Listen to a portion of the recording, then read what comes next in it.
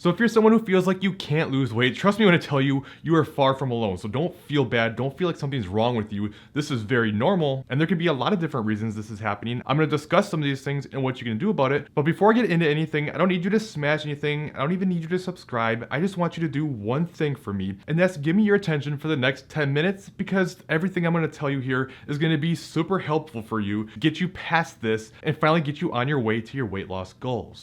Now, arguably the most common reason most people struggle to lose weight is just strictly lack of accountability. And while nobody wants to hear it, lack of good accounting for your food intake is a massive problem that keeps so many people stuck. We're just not very good at accurately accounting for what we consume. And this has even been shown in research. There was one study that was done that took obese people who claimed they couldn't lose weight on 1,200 calories. And what they found was on average, they were eating almost double the amount of calories they said they were, not to mention they were actually burning less calories than they thought as well. Now, some of this may be intentional. A lot of it is unintentional. So for instance, if you're just kind of eyeballing portion sizes and you haven't really taken the time to create a good knowledge base on what a portion size for all your foods looks like, these discrepancies can add up to be a lot. Then when you factor in things like the extra bites and nibbles, finishing food off your kid's plate, tasting while you cook, and just generally thinking, well, it's not much, so it doesn't really matter, this stuff can really add up. I can't tell you the number of times I've had a client who's been stuck and just not losing on calories that we think they should be able to lose on. And I usually have this conversation say like, hey, I'm not accusing you of anything. It's just, okay, how much attention are you putting into this? Like, are you really thoroughly measuring foods, tracking everything, accounting for it all or not? And the only reason I ask is because if you are, then we need to get that much more aggressive. And I'd rather not lower your calories if I don't have to. And we'll just say, okay, let's just take the next week and just be perfect with everything. If you know me, I'm not about perfection. I think perfection is the enemy. It usually causes more problems than anything, and you definitely don't have to be perfect to get results, but you can do anything for a week, right? Like if you just take 1 week and say, okay, I'm gonna hit my macros dead on. I'm gonna measure everything on a food scale down to the gram and just have a perfect week. And let's just see what happens so we know, boom, they see a big drop on the scale. It's just because there was a lot of stuff that was unaccounted for. And hey, you may not even be tracking, and I'm not saying you have to track in order to lose, but it is a good tool to make sure you know how much you're consuming and how to make adjustments when you do see these inevitable weight loss plateaus. So if you haven't been tracking, this is where I would at least start. Keep food the same for a week. Don't really change what you're doing, but track it, see what it looks like, start being consistent with it, see how things go, and then if you're not losing, now you can lower your calories to try to get things moving better. And not only does this help you be more accountable, I just said lack of accountability is one of the biggest problems. This will hold you accountable, but it also helps build this knowledge base. Even if you don't want to track long term, taking the time up front to track diligently for at least a few months will at least give you an idea of what things look like, what portion sizes look like, what's in the foods you eat, and it will help teach you to eat more intuitively down the road. Although even if you are tracking, that doesn't guarantee you're gonna lose weight, but at least lets you know where things are at. And one thing I found is some people will track, but what they'll do is they'll use some sort of online calculator or some kind of macro calculator, something like that online that just spits out some numbers for them. And they use that and they're not losing, and they're saying, well, see, tracking doesn't work. Well, no, you're using a calculator. It's not specific to you, your genetics, your diet history. A lot of times activity levels aren't included, things like that. So even if you get these numbers, it's just a best guess. So if it's not working, that means you need to either eat less and or do more activity, but I'll get into that in a little bit. The point is, you can't just use a calculator and just assume that that's gonna work. It might be a good starting point to see, but it's not a guarantee. So anyway, that's step number one. Just make sure you're being open and honest with your intake. And if you're not being consistent, that's the best place to start. Now, in terms of activity levels, certainly your exercise plays a role in losing weight. And this is what most people look at, but what people often don't look at, which makes a big difference, is your activity levels outside of the gym. And I have found time and time again that people who struggle to lose weight are typically less active. They take way less steps than people who tend to do better. Obviously not always, there's a lot of different variables at play here, but for instance, people with sedentary jobs, they're not gonna burn as many calories, and this is gonna make it harder to create a calorie deficit that's needed. Sometimes people will be stuck and then all of a sudden things will really move, or vice versa, and I'll check with them and they say, oh yeah, I got a new job. I was sitting in front of a computer all day, now I'm up on my feet like a waitress or construction or something like that, where they're moving all the time, and now boom, all of a sudden they're losing weight. Or the other way around, they were being active, now they're sitting in front of a computer and now they're struggling to lose weight. Your activity levels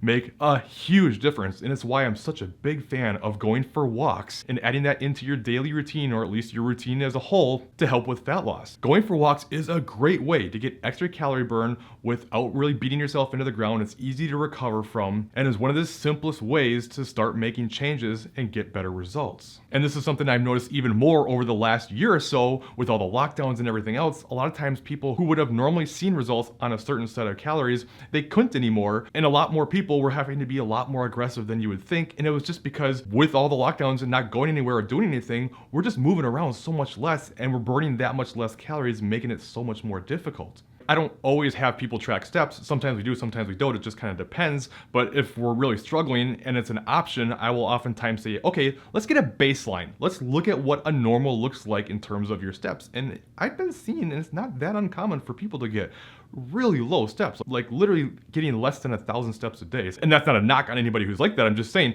if you're noticing this, this is the way you can look at things. Start tracking your steps, see what it looks like. Is it really low? Okay, start trying to add a few thousand steps to your day and see how much that can help. Now, all that being said, more is not always the answer. A lot of times we do have to eat less, exercise more, get moving more in general. But for some people, the reason they can't lose is because they're actually overdoing it too much, and they're just constantly on low calories, high cardio, doing an hour every single day or more, walking 15, 20,000 steps a day, and just beating themselves into the ground. And when you're so beat down, your body's gonna fight against you pretty hard. So you have to be honest with yourself and say, okay, am I not doing enough? Or am I maybe doing too much and need to back off some? Am I doing things like taking diet breaks to keep your hormones and metabolism in a better place? Do you need to take time to go through a reverse diet, which I'll touch on here in a second, and not always just pound the dieting? Like if you're just dieting over and over your whole life, it's gonna stop. Like you're just not gonna be able to see results anymore because the body does adapt. Your metabolism slows down, your hormones adapt, and it's just your body's self-defense mechanism against starvation. And if you're constantly doing this, you need to slow down and give it a reason to back off so you can see better results down the road again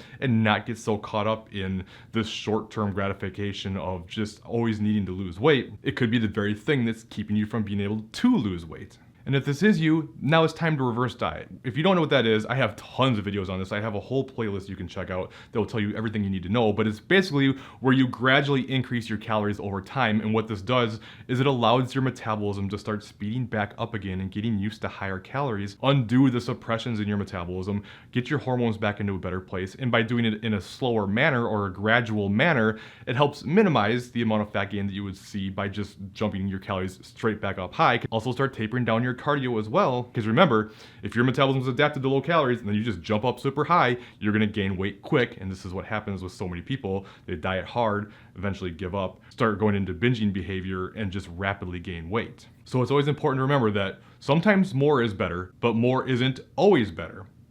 Better is better.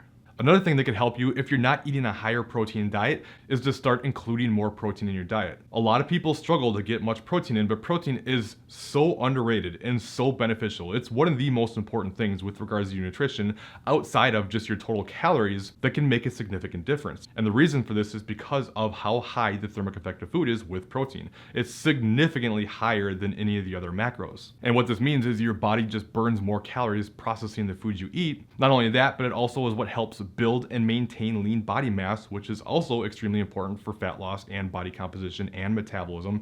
And it helps you feel fuller than any other macronutrient as well. And obviously, if you feel fuller, it's easier to stick to low calories, create the calorie deficit you're after, and continue to see results. And then after that, there are a few other things you can look at that may not seem like it would make a big difference, but can certainly make a difference in the grand scheme of things. And that's things like sleep, stress, digestion, proper hydration. These are all things you can do to help. None of them on their own are going to be the thing. Actually, nothing really is the thing that will make the difference. It's usually a culmination of many things, but especially things like sleep and stress, these can make a big difference. And actually, there was even a study done, I'm doing this off the top of my head now, I should have been more prepared, but it was something like comparing 8.5 hours of sleep to 5.5 hours of sleep. And I believe what they found was, while they may have lost a similar amount of total weight, The group that got less sleep lost significantly more lean body mass, and you don't want to lose lean body mass. That's the worst thing you can do, and why you have to always remember that weight is not created equal and you can't get too tied up in that scale. But it was something along the lines of like 50% of the weight they lost was from lean body mass on a lack of sleep, whereas the other group lost almost all fat mass. So it's just good to look at the total package, but what I talked about previously, those are the bigger things. And then the last thing that I would say is, it's just really hard to be objective with yourself. And this is why even most coaches typically have coaches, because you can know everything in the world. You can have all the knowledge you could ever possibly want, but if you can't be objective with yourself, it does no good. So if you do struggle with acting based on emotions instead of logic, going off plan because you get in a bad mental space, or just feel like you just aren't sure what to do, I do offer online coaching. You can sign up in a link in the description, fill out an application, I'll shoot a video, get back to you. If you don't see an email from me after 24 hours from sending me the application, check your junk mail, sometimes they go in there, and I'll give you some thoughts around your current situation and go over all that, getting back to you. Now, one last thing, I did mention diet breaks and how they can be really beneficial to keep you in a better spot hormonally, metabolically, keep you from getting run into the ground, and get better results in the long run while eating more food too. But you may not know how to include diet breaks. So if that's you, check out this top video next and I'll walk you through exactly how to go through it. Otherwise, I think you'll like this bottom video instead.